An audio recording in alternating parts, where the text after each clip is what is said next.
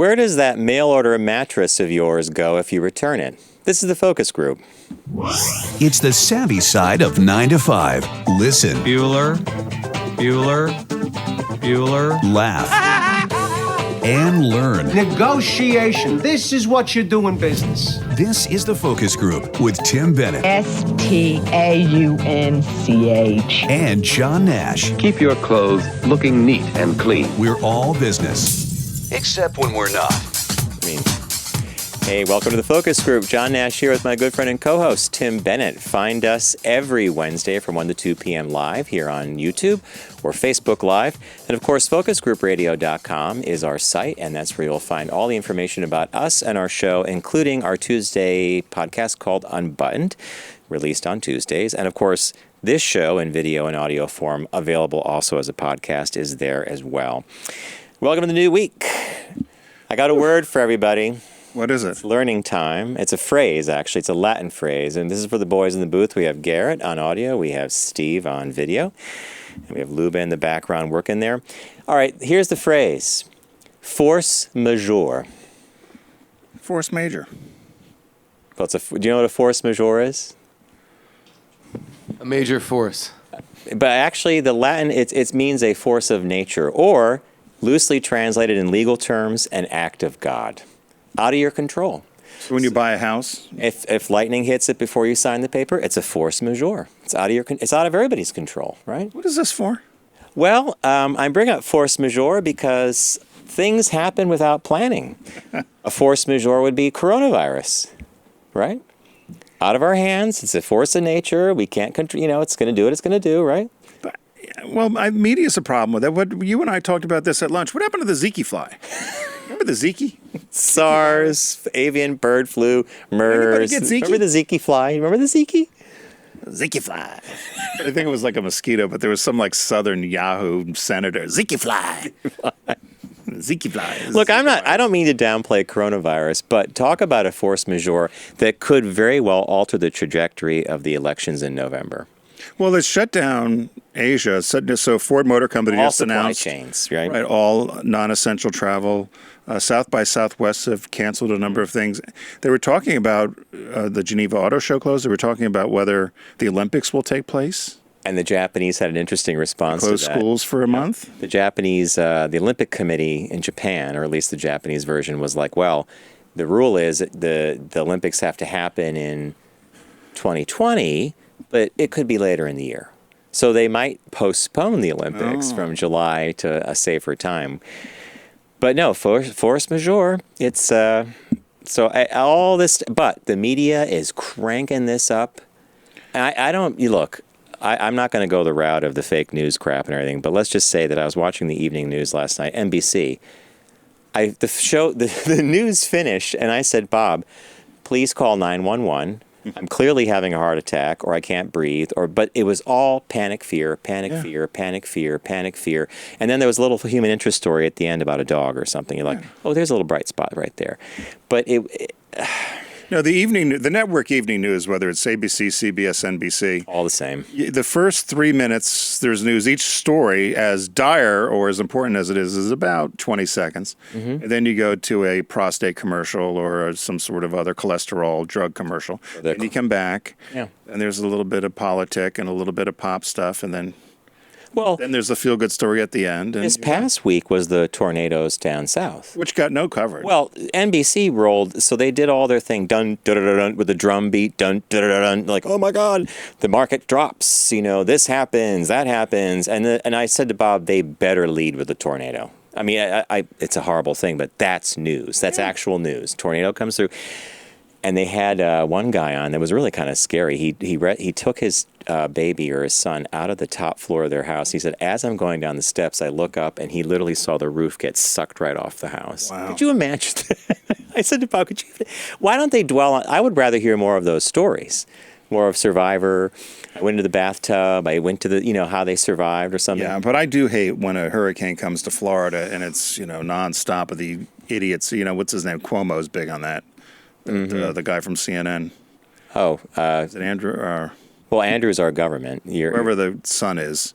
he's out there and he's, the wind's coming and he's showing his little muscle shirt and the hurricane's coming and he's sitting in water. And My favorite was the hurricane coverage. It was like a year or two ago, and someone is outside with the hood up and they're holding the thing, and someone literally walks by behind them in sandals with a little bag, Sure. and nothing's happening. And they're looking at the camera like, it's really picking up down here, and they stroll by with a Target bag. it's the famous one on Or the water was with the idiot on the Today Show. This was probably 10, 15 years ago. not Al Roker. And she's paddling. She's in a canoe. They've got her in a canoe on some main street in Georgia or something. Flooding. And the flooding is so bad. She's paddling in a circle, and you're like, oh my God, you see the street sign? And then somebody walks through right behind her. with this much water. Literally, yeah, she was in about 6 inches of water in her canoe. Fake news. Well, it's not hard to see how that happens. So as the news was playing, then they go to the Wall Street, and Tuesday was so Monday was a big up, 2 points up or 2% up. Then Tuesday was a sickening fall again. I didn't even look at any. Oh, don't even accounts. bother. Did you look? I know you looked. I did. Everything's fine. Here's the deal. If you're in the market if you're going to be in the market for longer than the next 5 to 10 years, just don't worry about it. If you're invested and if you're saving money, it's all going to be fine. Because historically, the line is up. Historically, there's dips. So they're talking about the panic on Wall Street. They show red numbers flashing. And Bob goes, what's going on? I said, here's what's going on. The market is pricing in the notion that the interconnected global supply chain is going to be disrupted. And no one really knows what that disruption means because we've never really had a disruption quite like this before. I mean, things happen. I said, so the market's just pricing that into now corporate earnings are going to be a little different than they thought they were in January. Bob goes, oh. He goes, well, that makes sense. I'm like, yeah, it makes sense. That's not news. That's not newsworthy. But it doesn't get you the hook like you're going to lose all your money. I have a neighbor who's 81, 82 years old, and she's concerned because She's got obviously her- she yeah. uses that to live on. So I get that. But you're right. If you're invested in it, you're for the long term, it usually corrects itself. But, we don't usually get political, but let's just say this. The current administration and the current president hooks their success directly to the stock market. So unless that market recovers the 5.8 trillion or 5 trillion that was wiped off the books last week in that constant decline, think of that something like $5 trillion wiped away. Depending on how you feel about that and where the market's at and the rate cut that just happened, whatever, you may reconsider your. If the pocketbook drives the voting, I wonder what the economy will be like later on. Well, yesterday was Super Tuesday. It was a big night for Mr. Biden. Surprise, surprise. He really pulled it out, right? Yeah, I was. I think a lot of people were surprised or shocked after his big win in South Carolina. It's certainly because he had very little money. Didn't have a big ground game like some of the other competitors. You even noted that he had no office in Massachusetts. Nothing in Massachusetts. And yet he ended up won Massachusetts. winning. And poor Elizabeth Warren, her home state, she comes in third. Hey, who was the guy that I think is he in the Senate, that she ran against, or he ran against her, and he was the one that would drive around in his pickup truck. Really good looking guy. He was a senator for a while. Yeah. That was under the Obama administration. Yeah, I forgot his name, but you're right. I remember him. So a little tidbit about how Wall Street thinks about this. Super Tuesday yielded this morning. I always check something called the Dow Futures, which is pre-trading, right before the Dow opens. It was up like 700 points. And one Barron's, I think, said the market is much happier that Joe Biden might be on the top of the ticket as opposed to Bernie Sanders. And literally, it's right there. The numbers are like, okay, the Dow. Free, Sanders. Yeah, hey, look, we were watching some of that. I'm shocked that Bloomberg had zero traction other than American Samoa. And they made a big thing about that. Right. Which is, and I'm also, but listen, first of all, what a great gig. If you're American Samoa or you're Guam or you're the Marianas Islands or whatever, it's like being a second or third rate royal. I haven't heard that. Because you have all the benefits without the aggravation, right? So it's like being a second or third rate royal. Part of the U.S., I'm out here in the ocean, I'm closer to New Zealand, I don't have to deal with all the nonsense, I'm in a different time zone. the Marianas Islands. But I got the Uncle Sam's taking care of me. So you got the military, you got the whole deal. I don't know why we don't visit these places. Well, now that you brought them up, I haven't heard the name Marianas Islands for like years. Well, the Marshall Islands, we've got a lot of territories. And they're protectorates, right? Well, see, like Puerto Rico has a different status than I think much American different, Samoa. But when I read the definitions, I still don't understand the difference between a territory and a protectorate, or a commonwealth or whatever. Puerto Rico's a territory, right? And it's a commonwealth too, I think. Yeah. But it's always very confusing when I read the definitions, and I don't think I'm a total moron, but when I look at it, I'm like, well, what's the difference? But I do think some of these islands have a pretty good gig. Now, I looked at American Samoa last night, and they're upset because Western Samoa changed their name. So Western Samoa is an independent country, was part of New Zealand. They got their independence from New Zealand. They decided to change their name to Samoa. And American Samoa is upset because they think there's going to be confusion. But American Samoa were Western is Samoa. American Samoa. American Samoa, and there was Western Samoa. I get there. I got to get to those. Pogo. I got to get to those town meetings there, right? Because lots of stuff going on in the Samoan Islands, right? Well, one pundit last night had the best line. I wonder what tipped them to Bloomberg. Just getting the TV. I could not. We switched into the Super Tuesday coverage like for a blip, and Chuck Todd was standing at this board with pie charts. Who voted? I wish I had seen the pie chart for the Samoan, because it would have been like one big Bloomberg thing, right? Like what would tipped him? He and Tulsi pushed him over. Tulsi got a delegate. Putin sent her one. Putin sent her a delegate. Sure. Yeah. Tulsi. Oh, my God. All right, so what have we learned so far? Super Tuesday, we learned the term force majeure, which is in most contracts, by the way. And I'm confused. I asked you this. I didn't realize the whole Chris Matthews thing. Oh, boy. I love Hardball. I love Chris Matthews. Boy, did that spiral up A lot of people don't, I guess. So but last week I guess it was another Me Too, or the alleged Me Too. Wasn't it last week or literally the week before where there was rumblings of someone accusing him of being aggressive on an interview? I don't think it had... He said something about how come I haven't fallen in love with you, or how come... Yeah. And they would flirt or something, but...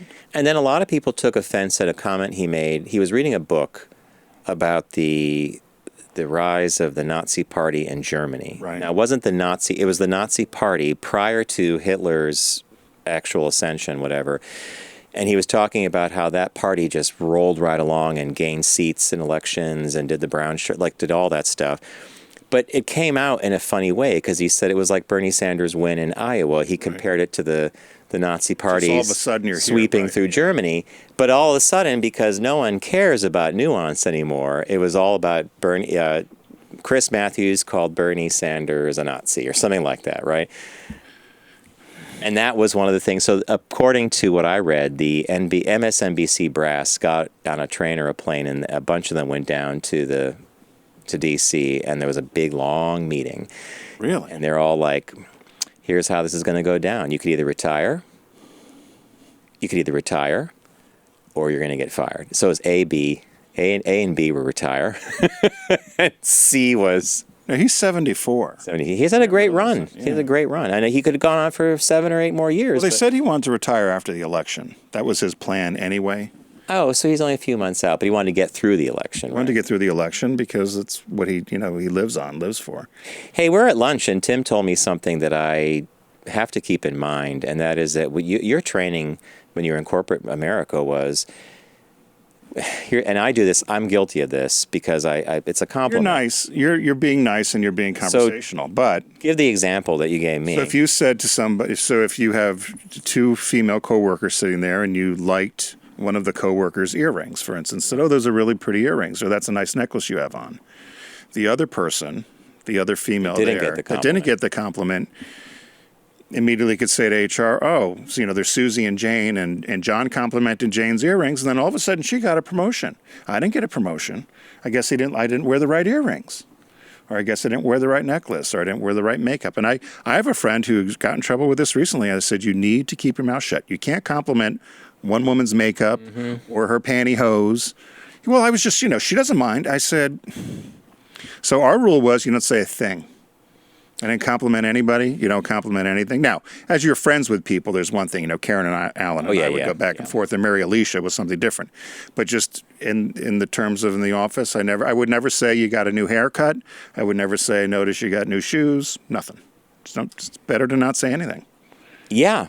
Yeah, and as you told me the story, I processed it, and I thought, wow, I've been guilty of, like, I guess in that context. But it's not, but it's what you said, the nuance of, oh, you have pretty cool earrings. You weren't meaning that the other woman didn't have whatever, but that's how it was taken. Listen, I was blamed that time, I told you, for discrimination when some woman went and said I only hire men because I hired two people, Norman and Tony. And so she went to HR and filed a complaint because she interviewed and said, I only hired men. And HR listens and listens and listens and says, do you know who he hired? Yeah, he hired two men. She said, no, Tony's a female. Yeah.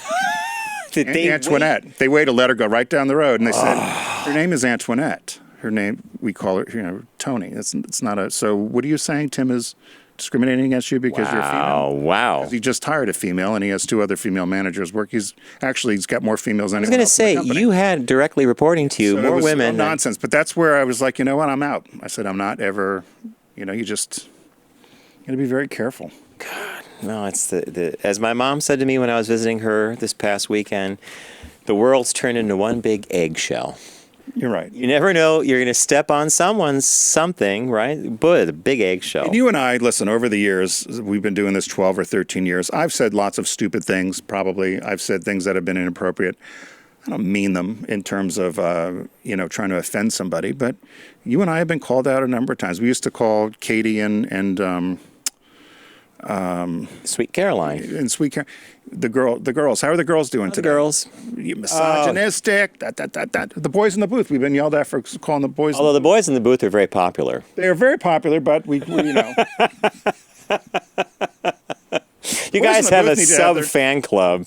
Hey, Garrett, how come we didn't know you have your own show? I don't know. Whoa. You want to tell us a little bit about it or what? It's just a show. Everyone has their own show nowadays. Are you a person if you don't have your own podcast? Really?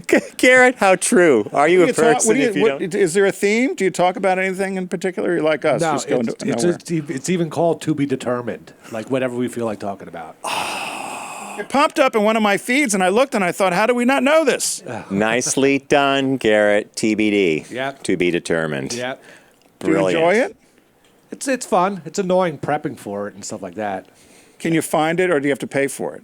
Yeah, you have to pay for it. Oh, okay. Yeah. Well, so if you want to pay for it, contact us. We'll tell you how to There's a contact few Garrett. clips on YouTube, though. Okay. Congrats. I think it's fantastic, and I love the name. TBD? Well, you totally let yourself off the hook. I mean, there is always prep involved, but my expectation is, I don't know, it's to be determined. When we tune in, we may learn about, something new, but it's to be Seinfeld's determined. a show about nothing. I was thinking the brilliance of to be determined was the Seinfeld model. Yeah. What's it about? It's nothing. Which was always about something. All right, so what caught your eye, Mr. Bennett? What caught your eye? Here's what Tim and John found. This came from a listener, John, in New Jersey, John R. I won't give his last name, although I don't think he'd care, but it came from one of our listeners sent this to me. And the headline is, did Virgin Atlantic subtly change its new LGBTQ flying icon aircraft livery to avoid a homophobic backlash? So this is... Thank you, John, right? So these are... So Virgin Atlantic used to always use females, very buxom kind of... Almost like on the front of a sailing ship. Right, the pinups, and they said they always use Virgin Atlantic did nothing to tone down its essentially the gender inequality. Like they always use females, so they decided they're going to use all these new icons. So they took delivery of all these new Airbus A350-1000 aircraft, and they've decided to put on these new, what they're calling flying icons that represent a more modern and diverse range of men and women. So Tim put up a very funny graphic. So if you go to the one in the far left, so that's apparently the upper left with the rainbow. It's got leotard. a rainbow leotard on. Now I don't think you even need the leotard to know that's a gay. Do you? Tim, if that wasn't profiling, me too, come on, me four. You boys, now would you fancy, fussy, what? I mean, without the rainbow shorts, I don't know if I would have figured it out. Yeah, it just looks like Superman without the rainbow shorts. Oh, really? See, I like thought that. Super I gay like- man. I like frosted hair, boys. I like their innocent take. I like see their the frosted comic book hair? take. I didn't. Oh, he is frosted. It's tips. Because if you look at the other tips ones down. now, you look at the other ones. I think there's another guy to the right of that they're using. He's He looks like person he's of with color. American Ballet Theater. a person, and then you go down, and there's a couple of women I think that they're using. So this is going to be all the livery on the planes. So the guy in the one of the icons, the male figure that we showed, his name was Rainbow. And he was an LGBTQ figure wearing a cutoff leotard with rainbow-colored shorts. Wait. We're gonna hit the pause button, the pause button. They named the icon Rainbow. Rain, one word, bow. Okay. So he was in this cutoff leotard with the rainbow-colored shorts. And so they had produced all these. The agency produced it. They said these were based upon the famous Varga girl artwork that they used to do that was made famous during World War II of the flying ladies. That's so they, true, yeah. They were updating this with these new icons. So when Virgin Atlantic took delivery of the aircraft, Rainbow was even registered. This is October 2019. They registered the plane as GVPRD, or Virgin Pride. But when the plane showed up, if you go to the next one there, look to the right, look what they did with Rainbow. They put him in clothes, I think. So he's right there. That replaced the guy in the leotard. So everybody's all tuned up about what happened to the guy in the leotard with the frosted hair. They've got a guy in a Oxford shirt and denim, right? Maybe Bonobos paid for it. Maybe they're Bonobo. So The Untucked- sources, What's that company? Untucked? Untucked bought the. Sources bought claim Rainbow. that Virgin made the change deliberately as to not offend some customers in certain markets that might be offended with such an obvious LGBTQ reference. In many cases, Virgin flies to countries where homosexuality is still illegal, so the thinking is that this design was made to avoid any homophobic backlash. The But design change. for those in the know, wink, wink, Rainbow. Rainbow. Not so. This is what people speculate. Not so, says Virgin, pointing out that the leotard wearing Rainbow was just an early iteration of the design and that they made subtle changes along the way. And the flying icons were released initially, and they were going to introduce the final images on the planes actually when they arrived. So while the designs may have changed slightly, the concept really is still the same. We're going to show a diverse range of men and women who represent modern Britain. That's the press release. So So that's going to be I have a new podcast. It's in line with. It's going to air after TBD. what's it going to be? Determined. It's going to be called DBC. Design by Committee. Committee, exactly. Because don't tell me that wasn't designed by committee. Like, it's so broken. Yeah. Rainbow has nothing to do with this guy holding the flag on the front of the plane. And by the way, has nobody ever complained about the fact that every flying craft, every sailing vessel is often referred to as a she? She's a great ship, right? Yeah. No one ever says he's a great ship. She's a great ship. It's always she's a great vessel or she's a great ship. Yeah. So that was change of icons. I Thank don't you, know. John. What do you That was a think? good listener. Don't you think they obviously? The Virgin's saying no. It's just we just showed you early designs. This is one of those weird ones where the thought counts, and then you say ... or ellipses. I guess ? Like the thought counts. For anybody doing LGBTQ marketing, or as John and I call it, gay marketing, you don't need rainbows. No, you don't. Right? It's the most obvious thing that people go to. Let's do the rainbow. How many times did we see people try to copy our work and it was rainbow, rainbow, rainbow, rainbow, rainbow, rainbow, rainbow? Not to any good effect. We discovered with the Subaru campaign that it was language was the key. Yeah. But of course, there was a whole bunch of things that interlocked with that. All right, what caught my eye is a TikTok video. I do not do the TikTok. What's the TikTok? It's kind of a platform. Why are you laughing? I'm going to say, get back to me on TikTok, TBD. Oh, Garrett, that's so brilliant. To have the boys in the booth be as good as they are and to always be on top of their game, I tell you. So, do they know what TikTok is? You guys know what TikTok is? Yeah. What is it? It's a video platform. Yeah. It's like Vine or Twitter or Instagram. What's Vine? So, is it short form, though? Is it like No. Like Snapchat? No, Snapchat evaporates after a while. But Vine, But same type of thing. You make posts and people that follow you can see them. Do you do any of that stuff? I do Instagram. I look at Instagram and follow Twitter. He has a show on the network. He does videos on that. he better be doing something. Are you going to get your own show? Yeah, someday. Okay. Yeah, At some point. So I'm sorry. All right. So a mathematician, well, actually he's a consultant, but a gentleman named Humphrey Yang, 32-year-old e-commerce consultant in San Francisco, has a very popular TikTok, his thread, and he often deciphers complex math ideas using simple analogies. And in this case, about 3 weeks ago, he did one where he took and he wanted to show people what $1 billion is, or 100 million, or a million, in terms of like a grain of rice. Oof. So he would say, okay, this grain of rice equals $100,000. This many grains would equal $1 million. It went viral, and then he did the next thing, which is he decided to show you how much rice, like what was Jeff Bezos' worth in rice. Now, Steve has the clip. That's 1 billion in his mathematical world of. So I think we're going to play the video to have him describe. 10,000 grains of rice, where each grain of rice was $100,000. And that was to show you the scale of $1 billion. Well, a lot of you guys asked me, well, how much does Amazon CEO Jeff Bezos have in terms of rice? So that was my mission. I went to Target, I bought a digital food scale, I came home, and then I weighed the rice that was worth $1 billion from earlier. I did the math in my head, and I went to Costco. I got the rice, I brought it home, and once I brought it home, I went to work. I also want to say that I have 5 families that are going to take this unused rice, so it's totally not wasteful. Okay, so the moment you've been waiting for, 100K, 1 million, 1 billion, Jeff Bezos has 122 of these, or 58 pounds of rice. Oh my. If each grain of rice was 100K. Like, look how big this is, guys. I'm going to show you this. That's how much money Bezos has? I'm going to put a keyboard in just for fun. Look how deep that goes. Why doesn't he pay off debt? This is Jeff Bezos. So what he then does is he takes off a couple pieces of rice and he says, this is what his latest house is worth. So you have this pile that's like, I think it was, how much did it weigh here? 38 pounds or something. Isn't that astounding? I thought they were broke. No. How come they don't pay taxes?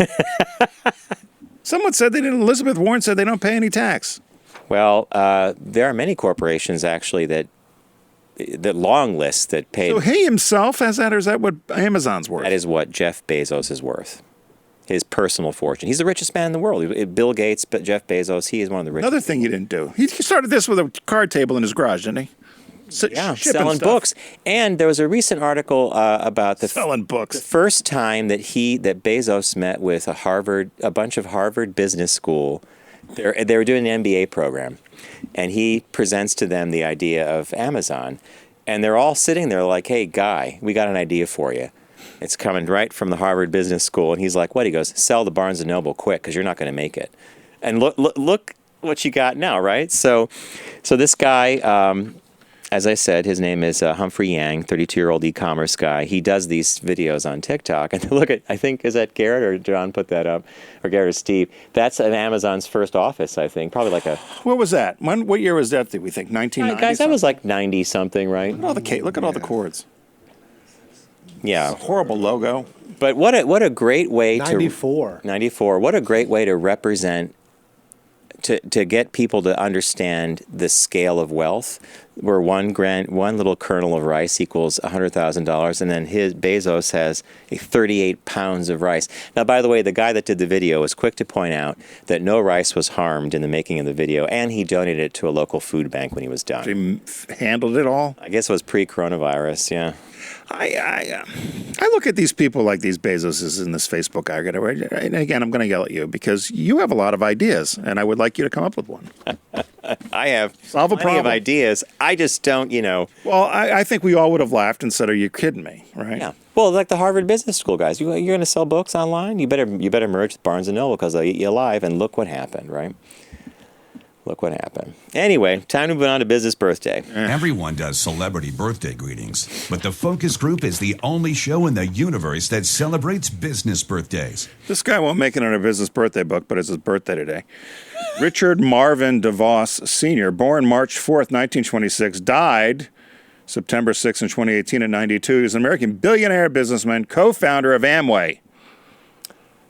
I always Also thought owner of the Orlando Magic basketball team. He's the 60th wealthiest person in les États-Unis and the 205th richest person in the world with an estimated net worth of $5.1 billion, so 20% of what Bezos has. wow.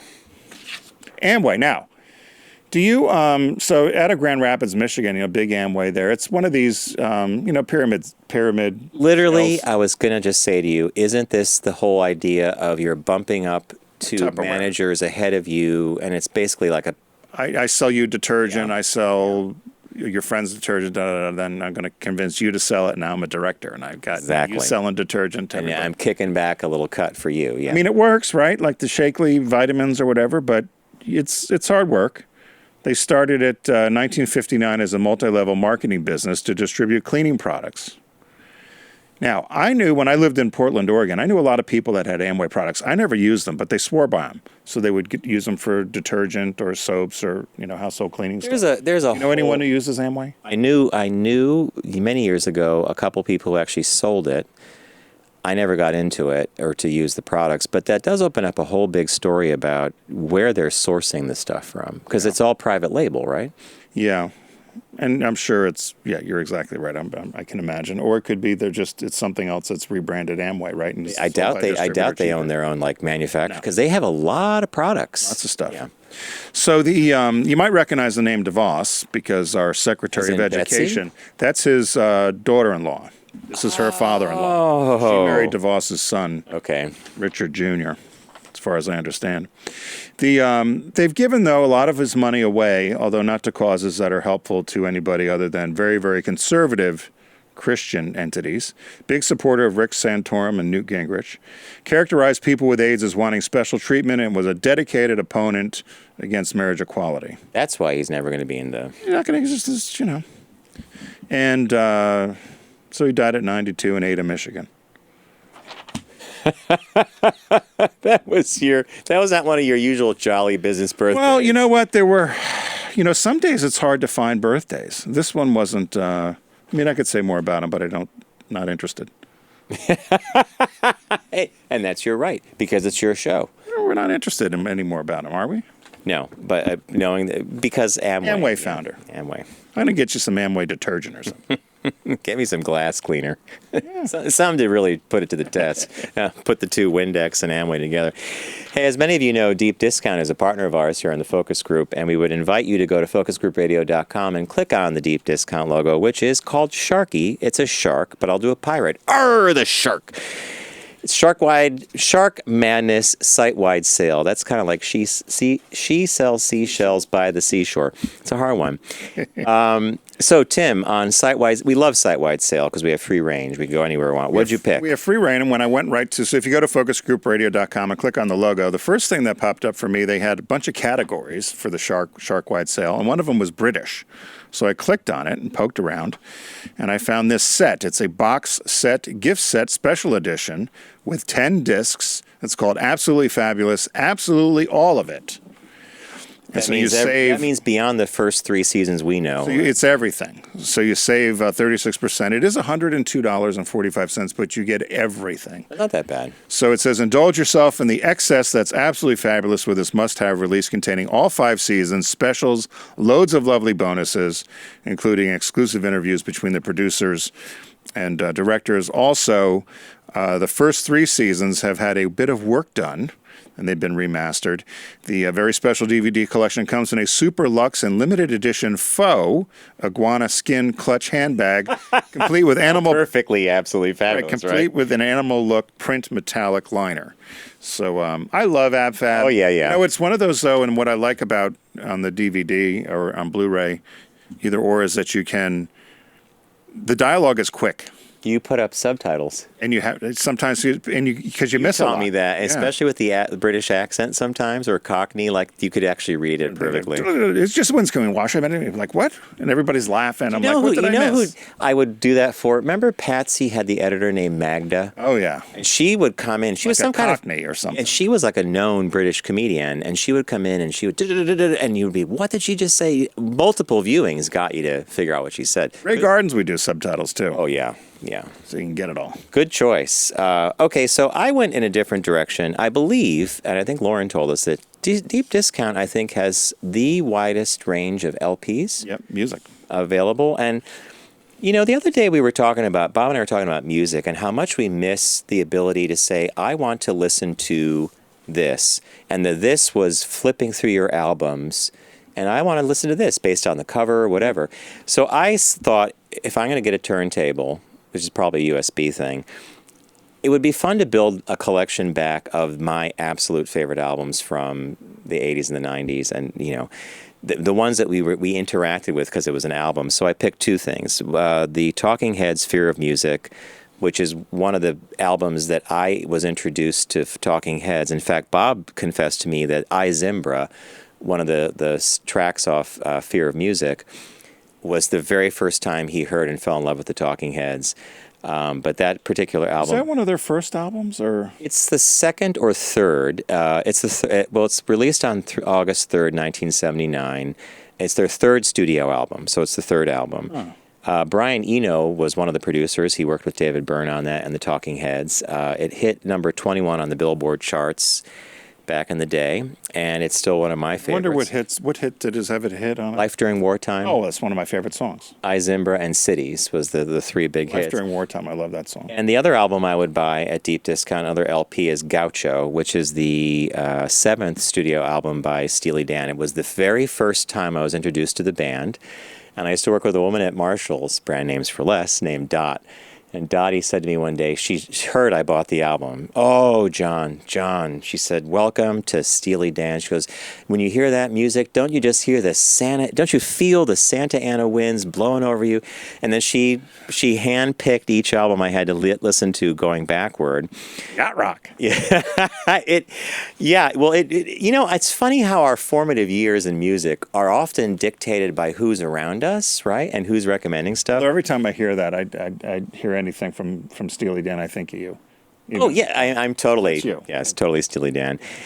So I picked those two albums, and the release this week is a movie called Dark Waters, and it's inspired by a shocking true story of a tenacious attorney played by Mark Ruffalo uncovers a dark secret that connects a growing number of unexplained deaths to one of the world's largest corporations. In the process, he risked everything, his future, his family, and his own life to expose the truth.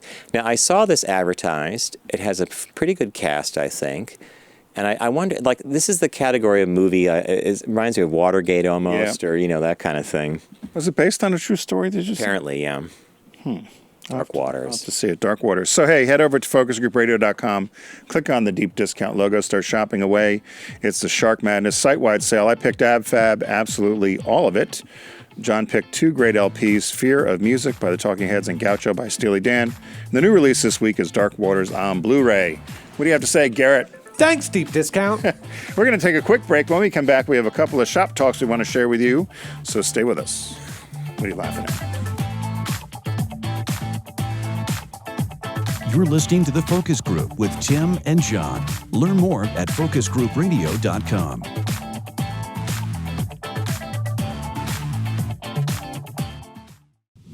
Focus on the savvy side of 9 to 5 with The Focus Group. Try, really try. Listen, laugh, and learn with Tim and John. I never try anything. I just do it. Welcome back to The Focus Group. John Nash with Tim Bennett. FocusGroupRadio.com is our site. You'll find everything out about us there, including all the audio and video we have, and our Tuesday podcast called Unbuttoned on top of this podcast. And a free shout out to Garrett in the booth for his show called To Be Determined, TBD. I think it's brilliant. I love the name. Maybe you'll be a guest one day. Ooh, that's to be determined. See how that works? See how guests? Brilliant that is? You have guests? We do Skype guests. That's so Garrett. With the hope they don't show. Well, and in the world of coronavirus, you're being very smart, too. Keep them at an arm's length, Yeah. especially if they're coughing or sneezing. Hey, let's take Billy here. Billy Kittner's calling in. Billy, how are you, sir? Is this the Tim Bennett show? Tim Bennett? Why would you say that? Oh, that's just a little hint of sarcasm. Hey, what you were saying before about the rainbow, that would be good on Cape Cod's Cape Air's flight, right? Oh, my God. Billy, totally. The Cape Air would be a perfect mascot for Cape Air because They it's just perfect. got new airplanes. They got $2.1 million TechNams. I don't know how they'll ever pay them off. 2.1, what was that you said? They're called TechNams. They're a twin-engine high wing, and they're replacing their fleet, and they're $2 million a piece. Wow. Yeah, but they're going to be fancy. How many people do they, what's it, 6 people, 8 people? How many are in a plane?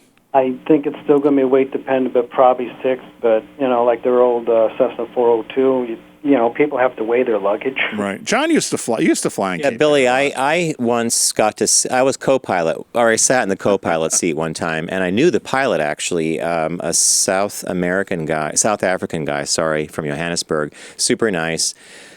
I had an amazing flight because sitting up by the pilot's a lot of fun. And as we were landing, he started to talk to the tower and do all this stuff. And he actually got kind of nervous. And we landed and the plane went down the runway. And then he turned off onto the grass.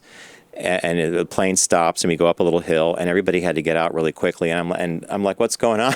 Were you landing at the Cape or was we were at P-Town, and apparently there had been something. He had problems with one of the rudders, so even though he could land straight, he couldn't hold it enough, and that's why the plane actually curved left. Does that make sense to you? That makes sense to me. And but then I'm a flyboy. I know these things. Yeah, I'm going to get a podcast. Are you going to do a podcast on flying? Sure, why not? Everybody else does. They're having a identity issue now with the Lambda Car Club going to the identity of letters and numbers. They extended the LGBTQ to more letters now in Lambda because they say that if Lambda is Googled for a car club, it doesn't come up quick enough for the young people to notice that there's a gay car club to join. I'm like, what? Wow. So what are they going to do? I guess National's even done it. They've gone to not just LGBT, it's gotten so many. It might as well be A, B, C, D, F, G, G. Yeah. They extended the whole thing of a gamut of letters and acronyms for each variety of gay life and queer and everything else that a lot of the old members have been bitching. They don't like all these letters in the name of the club. Well, when you measure everything, you get nothing. That's my opinion. And naming it like that, like I understand what Lambda Car Club is. I don't need that to be redefined. It's or gay news. Well, Gay there news you is go. going to probably have stories about women, and we'll have stories about trans people, and It's gay news. Yeah, you would assume, right? Their logic is, how do we recruit younger members to the club? So let's re-identify ourselves. So, we'll come up in a Google search. Yep, it's I'm sure a lot of organizations are actually facing this because how do you appeal to someone who's only doing tapping and clicking and sliding on the screen? Well, originally we had the pink triangle. Yeah, that's right. Now, that's right. You got rid of that. Yeah. Well, I would think if you're a classic or a car aficionado, hopefully you're a little more aware of what's going on and you search it out, right? I don't know. I would hope.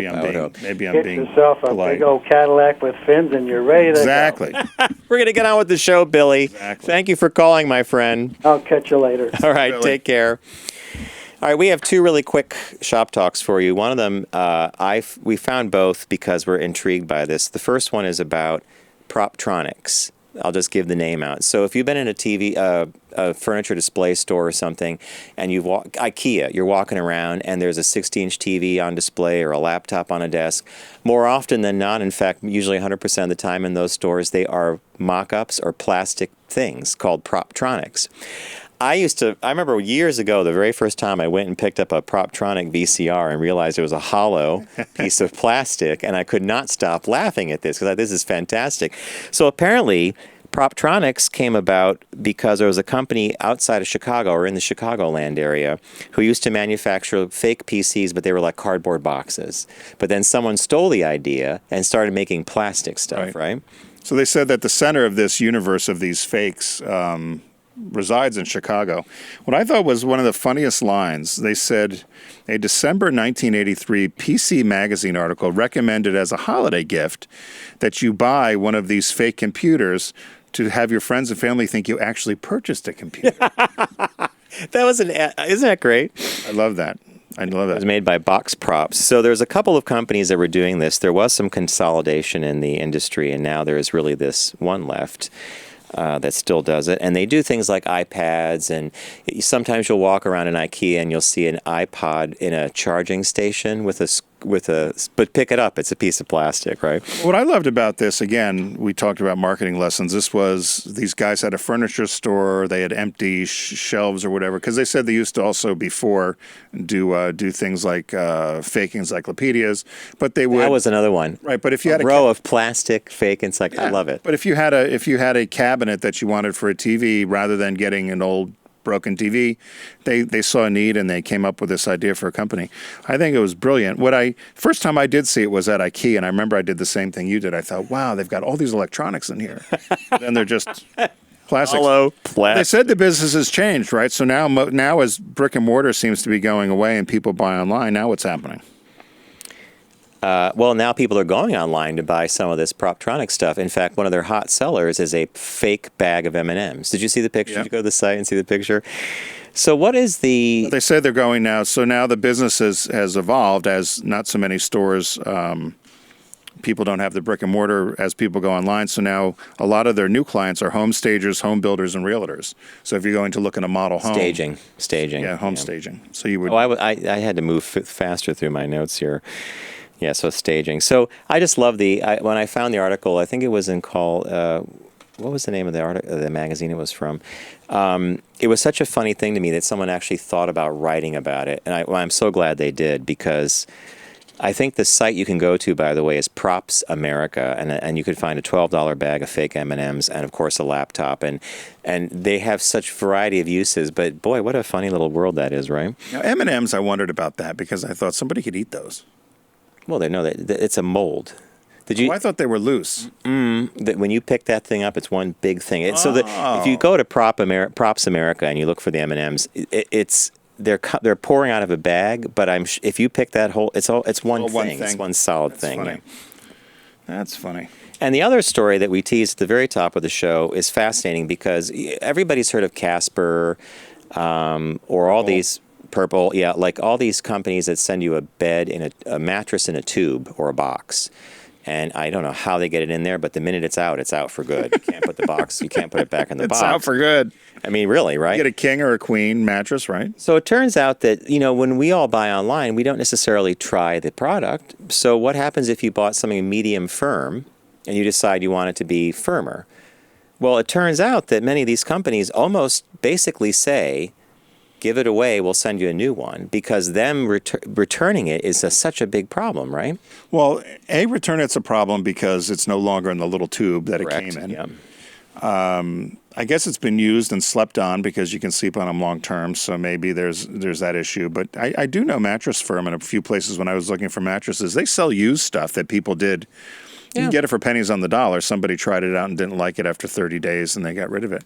What I was shocked about when I read this was what the markup must be. Because if you pay $1,000 for one of these and you say, you know what, I didn't like it, well, donate it or do something with it. We'll send you another one. So what is the markup on this?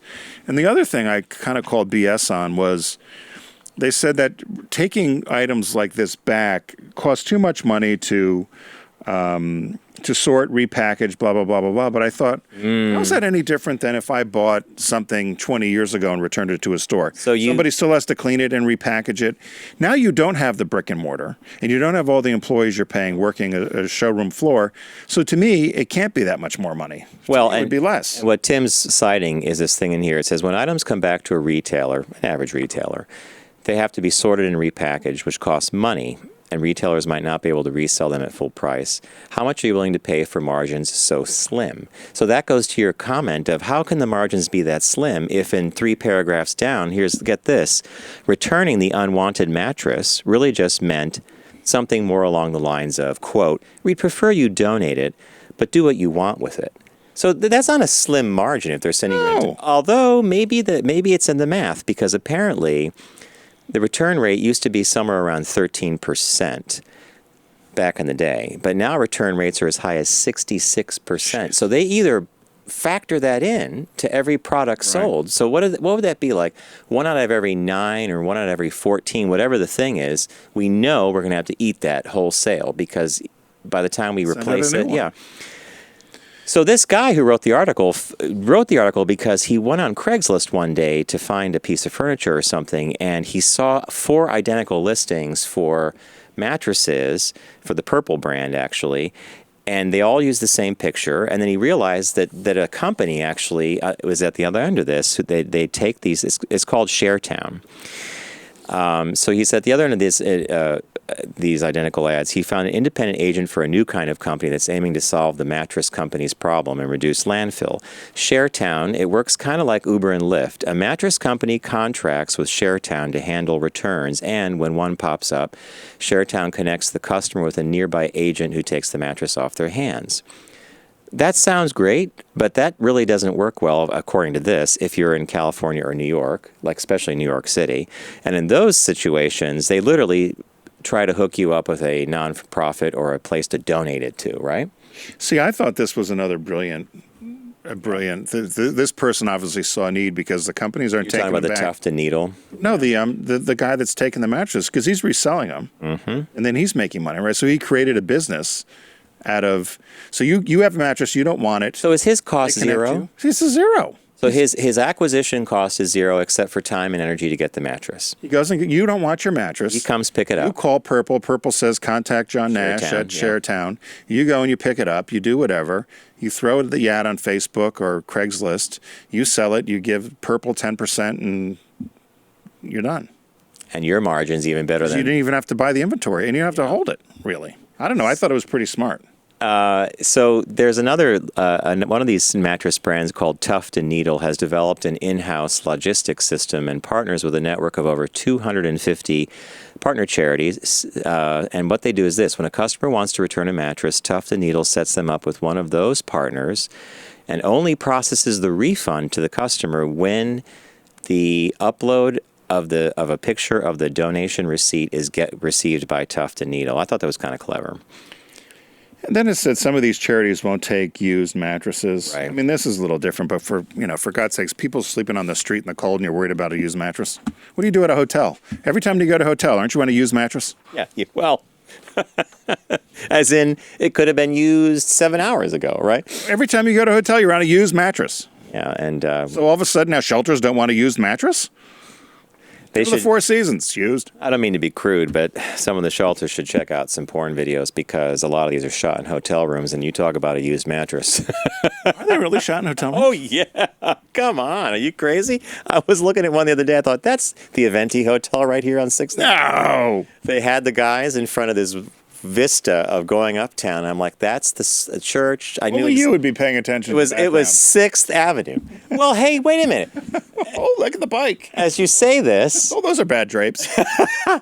That reminds us of Lurid Digs. Lurid Digs, which is no longer. No. Say it. Oh no, they closed down a few years ago, but they did start a Facebook page. Which again, how we got knocked off of Facebook for one little comment versus Lurid Digs was on Facebook. Are they still there? I don't know. It was it's LURIDDIGS,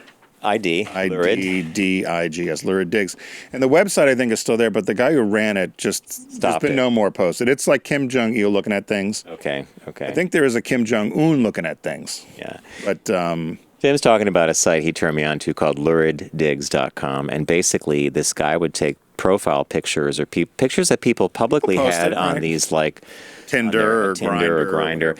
And he would literally critique not the person, but everything around them. Which was hilarious. Well, especially there was one of my favorites was some guy wearing a leather mask and all this paraphernalia, but the entire room was all flowers and teddy bears. Stuffed bears, purple pillows, a flower bread spread, and this guy's wearing this mask and something else. It was so incongruous. And then he would have... Picture of grandma behind him. He wouldn't know. He'd be mortified. And then sometimes they would have these guys write these really hilarious critiques. Like, I love that mid-century modern table. Is this one of them here? That's the... Oh, yeah. Look at all the stuffed animals. Is Lurid Dig still up? No, there was an article in 2017 about what he's doing now. There it is, luriddigs.com. Yeah. So it's not. So the site's still not there. Look, what is that one? Little ducks? What are those ducks in the background? It's just a duck collection. You know, it's his mom. His mom collects like rubber duckies or something. That's her bathroom. Garrett, you guys are so fast on that. Or his wife's collecting rubber duckies. Yeah, and wife, I don't know. She's gone for the weekend with the girls. So the guy looks like one of the guys from the Village People, right? With the hat on, the whole thing. Well, I'm being, old Village People. Well, YMKA. He had a couple friends that look like that. And then he's got the jock strap on. But it's okay. I would love for to work. read the critique there. There's probably exactly as Garrett said, mom collects rubber ducks, and unfortunately there's been too many that have been, of the same thing, and she had to figure out. There was one Lurid Digs one where in the background there was a stack of tissues, like it was like Kleenex with aloe or something. And one of the writers said something like, someone should go tell them that they're wasting their money on aloe-infused tissues. I mean, nothing to do with the person or what they were doing in the picture, but that's what the brilliance of it was. I used to. Oh God, I don't know. We got off track because Tim basically said every mattress in a hotel has been used. Well, when I read something like this, it says the homeless charities or they denied the mattress because it was used. I'm thinking, what is a hotel mattress? Yeah, it's used every day. Think about it next time you're at a hotel, right? Also, don't touch the remote. Oh my God. There was an article about how germy the remote is, right? The remote's the most disgusting thing. Someone's in there with their hand down their pants watching TV, and then they're playing with the remote. And the first thing you do is you walk in the hotel room, you click on the remote. First thing I do is I go and I get a washcloth, you make the water as hot as they can be, and I wipe everything down. Some pig in the room before me. This reminds me, a quick story. We were test driving the all-track wagon, VW all-track wagon. Seattle, right? We were Seattle to Denver, and we were near Yellowstone. No, Mount Rushmore. Bob was with us on the trip, and Bob was kind of our photographer, and he was great. Well, we go to breakfast that morning, and Tim is there before us, and he's having a cup of coffee. We come in, like maybe a couple minutes after you got there, and I was like, how'd you sleep? Sleep? You slept? I was like, yeah. He goes, I slept on top of that. I didn't even put the sheets down. Tim you didn't even take off your clothes. No, it was disgusting. And I wouldn't take my shoes off. I wouldn't walk on the floor. It was such a dump. And the funny thing was they had Beekman Boys products. That was what the irony with that thing was. Soaps and shampoos. We had mold around and ratty. I'm like, Beekman Boys? What a marketing product placement. Anyway, that place was, I can't believe you slept. Well, to be fair, you had a back room. We right on the highway. We were on the highway, and I knew that we were going to be getting into like sandpaper. The sheets had that very the most expensive place we stayed. It was the most expensive. You and I found on road trips. We stay at these kind of one-off, independent, expensive places, and they're dumps. Versus what you're missing. We showed up in Denver at that Homewood Suites or something. We thought we were in paradise. Remember? Because we actually had a real shower. That was the day. That was the day we did Carhenge on the way to Denver. Nebraska. Oh my God, that was so funny. But your reaction to that, the previous trip you and I did in the VW Beetle cross country, every morning was the review of the hotel, and we had great hotels except the last one, that Inn of the which was outrageously expensive and recommended by listeners. NSA. Hey, listen. By the way, before we say goodbye, I was going to ask you about this. I'm going to put you on the spot. We talked about this. I don't know. Would you take a train from New York City to Seattle? Train trip? 10 days. I'm not so sure. I love trains. But I got to tell you something. I just saw. I'm imagining. It goes from here to Chicago. Oh, yeah, and it goes via some. And then from Chicago, it goes up toward Minneapolis, and it does the northern, or Wisconsin, and then it goes through North Dakota, Montana.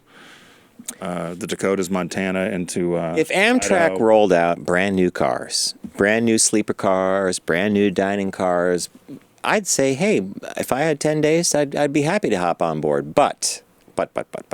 You talk about a hotel and a bed that's been slept in. Those trains. Really? Yeah, no. Well, they do show cabins. They have little cabins. Oh, yeah, they can have cabins. Because I saw the train today coming up. It's always late, the Silver Meteor or whatever it's coming from. It's from Miami. Well, there you go. It's always late. And I was looking in. They had all the windows and lights around. I'm looking at these little cabins. I thought you could sleep in there, I guess. I don't know if you and I could share a compartment. A lot of people are sharing compartments. One's got the top bunk. You and I are too tall, I think, almost. Yeah, we would want the luxury of having our own little closet. Because those rooms are not big. I want my own. Yeah. Anyway, maybe that's another show. I'll have to talk to Amtrak, see if they'll put us in one. So hey, thanks for joining us today. Thanks to our boys in the booth. Thank you, John. Thanks to our friends at Deep Discount. It's the Shark Madness sale. Go over to focusgroupradio.com. Click on the logo. Start shopping away. I picked AbFab, absolutely all of it this week. John picked 2 albums, 2 LPs. Fear of Music by the Talking Heads and Steely Dan's Gaucho. The new release this week is Dark Waters on Blu-ray. And so be sure to go over there and check out all the stuff that's on sale at Deep Discount.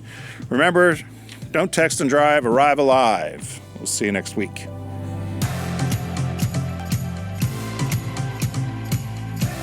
It's The Focus Group with Tim Bennett and John Nash. Accessible on all platforms. Subscribe, like, and rate us on your platform of choice. Learn more at focusgroupradio.com. That was a stunning focus group.